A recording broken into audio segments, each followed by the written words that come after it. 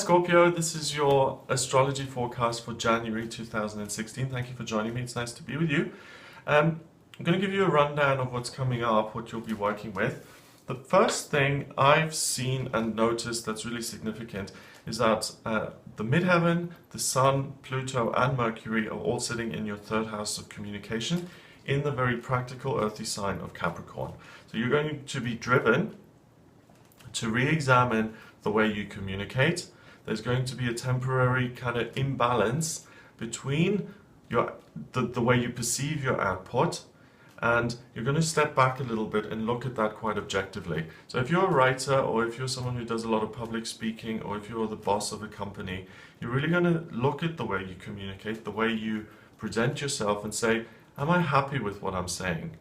And the reason for that is Pluto, the planet of change, death and rebirth, is in that third house, and it's 5 degrees away from your Sun, which is your identity. Okay, so it kind of pulls at your identity. It kind of takes these things out, presents them to you so you can look at them, and then you can make a decision around them. That's the strongest it's going to be on the 6th of January, when both the Sun and Pluto are at 15 degrees in that third house, and then the relationship ends on the 17th. So you've got a lot of insight into the way you present yourself, but the third house doesn't just rule communication, it also rules mental relationships or intellectual connections that you've got. So an intellectual connection can be anything that you're a fan of, like if you love Scream Queens or whatever, then that's an intellectual connection. If you're into computer games, then that's an intellectual connection. So it rules things that are nearby you, and it also rules people like neighbors, brothers and sisters, and you're going to really re-examine your role with those things that are near you and whether you're still interested in them. So it might be that things change for you quite significantly. So if you've always been a fan of Star Wars, you may not care anymore.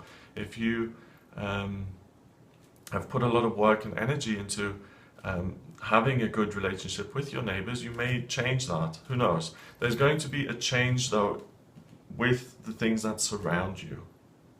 For the better, I would say, because Pluto takes away and then it helps you rebuild. On the 2nd of January, Mercury goes into Aquarius in your 4th house. Okay? And Aquarius is very innovative and it's very much focused on the future. What you do focus on with this Mercury on the 2nd is how you would like your relationships to be. And I think you actually daydream a little bit. I think you become a little bit fuzzy. You sit around and you say, oh, if only I spoke to my mother, who I haven't spoken to in a while. And it's not very helpful.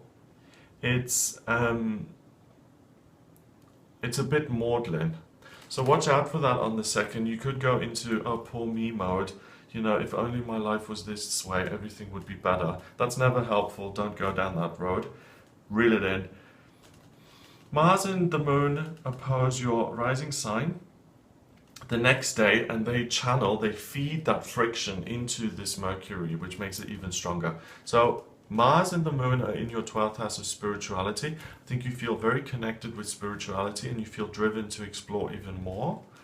Your rising sign, the way you naturally feel, Scorpio, is in your 6th house, and you feel very much connected with your real life, what you're doing on a day-to-day basis. You're really believing in what you're doing. You know, sometimes we don't. We go to work every day and it's like, okay, I'm just going through the motions. Sometimes we're very conscious and we're very grateful and aware of it. And this is the time when you're really living in the day, in your practical life, but when it comes to your ideas, they're a little bit off kilter. So what you should focus on is remaining in the present moment, not being distracted by harebrained schemes or ideas that may pop up, and really just focusing on what's good in your life and enjoying it for now. So it's not a day to really make plans for the future, it's a day to be busy. Mars goes into Scorpio on the 4th of January, and it's in your 1st house in Scorpio. So Mars really gives you a lot of strength and energy. The Moon is right next to that. It's 8 degrees away. And yes, I do call that right next to, because I count orbs at 10 degrees, okay, in these kind of charts. So you feel at ease within yourself, you feel very powerful, and you feel like you can take your life and move it forward. You feel empowered. You're standing in your own power. If you do it, it can be done. You can make changes to your life. And that's wonderful, because if you have that kind of mindset, then nothing will stop you. That Mars is going to be with you for the rest of the month. So be empowered, feel empowered, do the things that you want. Mercury goes retrograde until the 25th of January, and it sits in your 4th house of family. Mercury retrograde is always when you have to look at alternate ways of getting your point across. Family relationships particularly are going to be a little bit skewed, and people may misunderstand your intentions. They may misinterpret what you're trying to achieve. So really focus on speaking clearly or express yourself differently. If you want to tell someone you love them, maybe just pick a new way of doing that.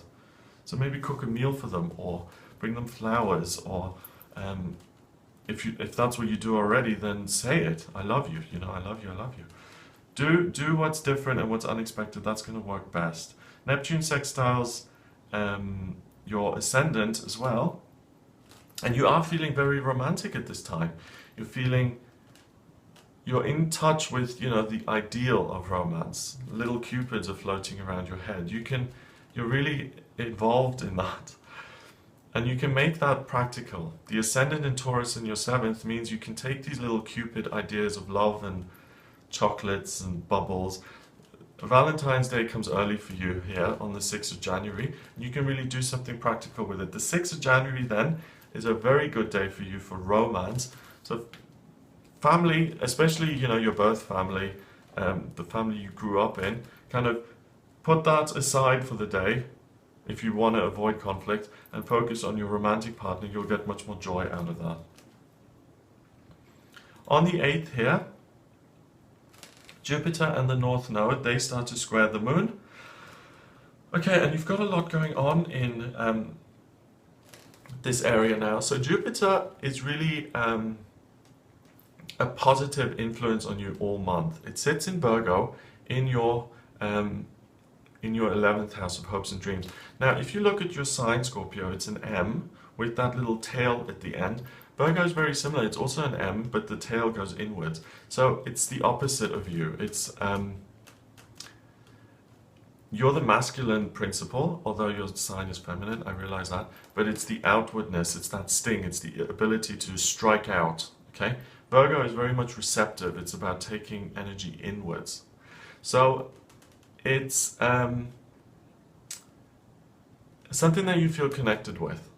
And good luck and taking action and doing all of these things is really helpful in deciding, or helping you decide, where you want to go with your money, what you love to do that helps you to make money, and how you want to change that in future and where you want to go with it. The Moon is in Sagittarius on the 8th of January. Sagittarius is a very powerful sign. It has a lot of faith. It believes that things are going to be better. It's optimistic. This is in your 2nd house, so you get in touch with that sense of optimism. Jupiter in Virgo then says, this doesn't have to just be a dream. If you put the action in, you can make it real, you can realize it. And then you've also got Venus and Saturn in that 2nd house there. I love what I do. I want to love what I do, and I want to make that permanent. So those are the things floating around in your head on the 8th. Mercury goes into Capricorn on the 9th, and Mercury is the communication planet. It's in retrograde, but now in Capricorn it's like, how can I make my working life better? What can I communicate at work? How can I make my message my work? And also, what am I doing? Am I happy with it? It joins that whole mishmash there of the Moon, Pluto, the midheaven, the Sun, and it's all about, let's change and let's step back from what we're doing, look at it, and then make a renewed decision. So this is quite a reflective month for you. You're not just reflecting though, you're getting the answers that you want, and then you're following that up with action, which is perfect. The new moon occurs on the 10th. The new moon now pulls energy into your chart, and it's saying, what are you going to work on? The new moon is when the moon is totally black, and it's like a black hole of energy. It's like a coil, a spring pulling the energy in, and then it goes bang, you know? It's like getting ready to run a race. So the rest of the month, until the next new moon really, is going to be about applying yourself and what area you're going to apply yourself to. Because Jupiter and the North Node are in your 11th house there, I really think you're interested in working on life dreams. You're not just saying, okay, this is a career move, I've got to do this. You're really thinking bigger. The scope is much broader. That's the strongest energy until the 13th. So really mull that over. Have a think about what you care about, what you want to achieve in your life. Then on the 13th, there's this grand trine. And that is now an area of real talent. You do get some practical guidance, some insight from another person in your life. A mentor comes in and tells you that you're either on the right track or on the wrong track, but you get some affirmation and approval from someone else, which speeds up this process. Jupiter and Chiron form a T-square. During the midst of all this, the grand trine is still in effect. Now another T-square comes in, more friction, more energy. It's like this time of the month, the 15th of January, you're going to be like, oh my goodness, how much, oh, it's like a lot's going on. A past romantic or past relationship disappointment is going to raise its head and is going to reaffirm to you that it's your job to realize your hopes and dreams. No one else is going to do it. So if the girl you were madly in love with, who rejected you so horribly, appears in some way, either through a phone call or you bump into her on the street or something, it's a reaffirmation that you're responsible for your own life. I know that sounds so, but it's true, you are responsible for your own life. If you want to be happy, you need to make yourself happy. No one else is going to do it for you. And the fact that you run into this past disappointment highlights that for you. Could go either way. You could say, oh look, I was so disappointed in the past, life is going to suck forever. Or you look at it and say, you see, I got over that. I can get over anything, and it's my job to find someone who's worthy of me and who I'm going to be happy with and who really matches what I'm looking for. And that's really the direction I think you'll take, just far more constructive.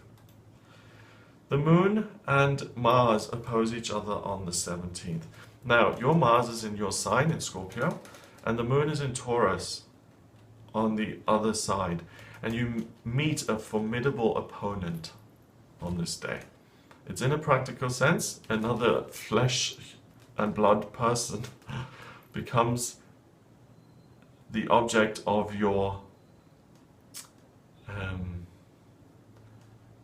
a person represents everything that's ever blocked you, and there's real potential for you to demonize another person and to say everything that's bad that's ever happened to me is your fault.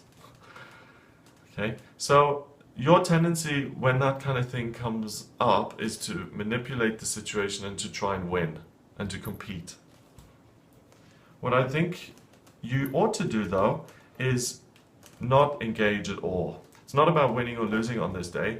It's another reminder that your life has all of these kind of battles and victories, and just remember all of the Pluto Sun energy in your third house. Is this really the way you want to continue your life? Having a bunch of enemies and having allies?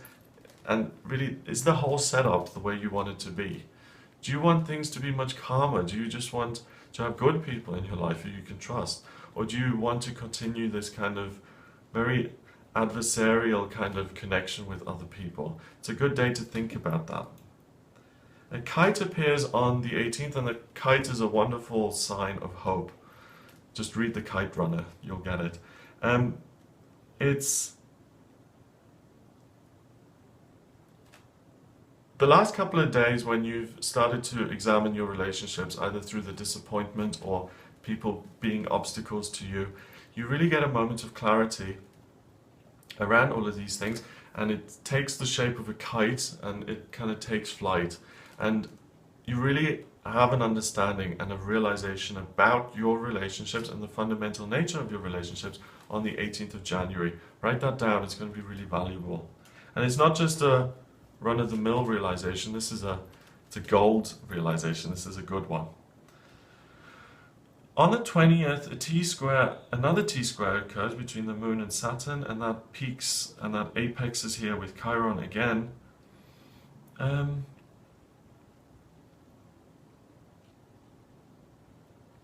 As a result of your financial well-being, and I do have to say that financially you really are in a good place in January, Scorpio.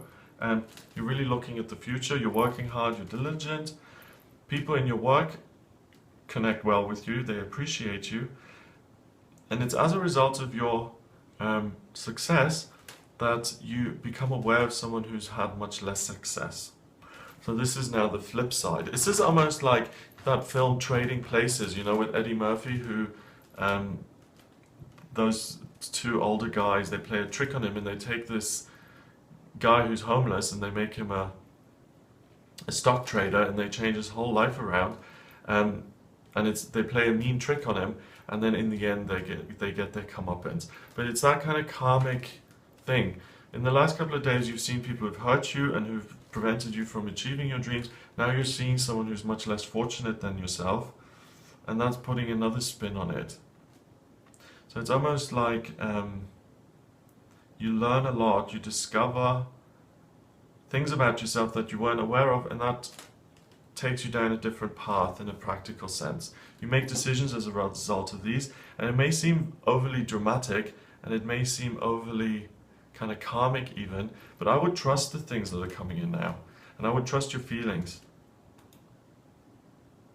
The Sun goes into Aquarius on the 21st. That sits in your 4th house, and I think family life becomes something that you're not really particularly interested in. I think your ideas you're really operating up here this month, and I think family kind of just confuse that, so I think you're gonna not put too much effort into that. The Sun in Aquarius is about innovation, it's about thinking of the future, being scientific, also being kind of communicative, interested in things, new ideas, and it's also about detox. It's about letting go of the old stuff and focusing on the new. So I suppose in your family you're not so interested in, you know, past gripes, past conflict, and you're looking at moving forward. So I think that's a better way of putting it. A new grand trine appears on the 22nd, and this is for one day only. This is in water, and it's about really feeling something profound in your... Okay, if you're traveling abroad, you will meet someone. If you're in a romantic situation, you will discover what the way forward is with that relationship. So sometimes you're dating people and you don't know the way it's going to happen, and then you have those kind of moments. It's like, this is the person I'm going to marry, or this is not going anywhere. There'll be an emotional certainty that appears on the 22nd in that area of your life. Venus goes into Capricorn on the 24th. That's in your 3rd house. You become very diligent and you try your best to implement this new sense of message, this new kind of the new intellectual relationships that you've got going on, and I think you discover something new that you're interested in. Either at work, so it may be that you have your existing job and you discover a new theme within your work that you become very enamored with and interested in, or it can be in your personal life, in the things that you do as hobbies or the things that you care about. So, okay, on a very trivial level, it could be that you get a new computer game, if that's what you're into, or you discover a new TV show that you like. On a more profound level, it could mean that you finally get a sense of the book that you should be writing. It could mean that you become more willing to do the work when it comes to your relationships with neighbors and siblings, or that you become clear on what your message is that you're trying to convey through your work. There's also a full moon on this day, and that's in your 10th house of career. The full moon is in Leo, the lion. It blossoms, it roars in your 10th house of career, so it's a wonderful day for your career, for your work. Something expands, something happens that's positive, you feel good about your work, and that coincides with that Venus. Possibly it's, you know, making a breakthrough if you're a writer. And if you've not found the message recently, then you do find it today. On the 26th, there's another T-square. That's between Neptune and the Moon. You feel very much at ease, believing that your dreams will come true when it comes to relationship. And that's because you're actively communicating those and you're interacting with them. So it's easy to believe because it's there, it's real. Things are good with your other half if you're in a relationship. If you're single, there's a lot of potential and you see that there's a lot of potential and there are a lot of people you're interested in. So things are moving in the right direction, and sometimes you don't have to question things, you just believe, and today's one of those days.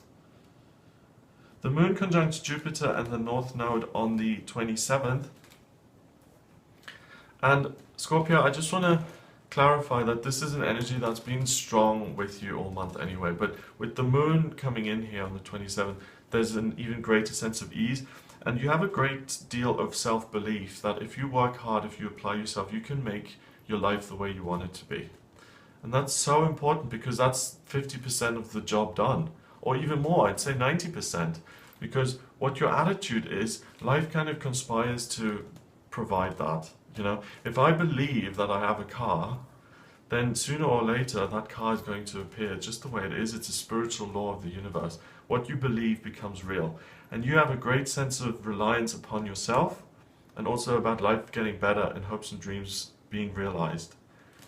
There's a match. The two strongest elements on this day are air and earth. So air is about your ideas and your dreams and your beliefs, and then earth is about putting those into practice. And there's a wonderful marriage between these two, and they come together. The Grand Trine occurs on the 29th, again in air. And the focus now shifts when it comes to family. You become more interested in actually moving forward with them. Still letting go of the past negativity and the conflict, if there was any, and focusing on the new, and you actually make an effort to work on that now. The month ends with Mars and the Moon conjuncting in your sign of Scorpio in your first house. So I think you will feel very smug at the end of this month. Well done me, Scorpio. I've had a great month. Well done. And I think you're going to be really pleased with what you achieve. It looks like a fabulous month. And a profound month. I mean, it's like, wow, you're looking at these major themes here. It's great.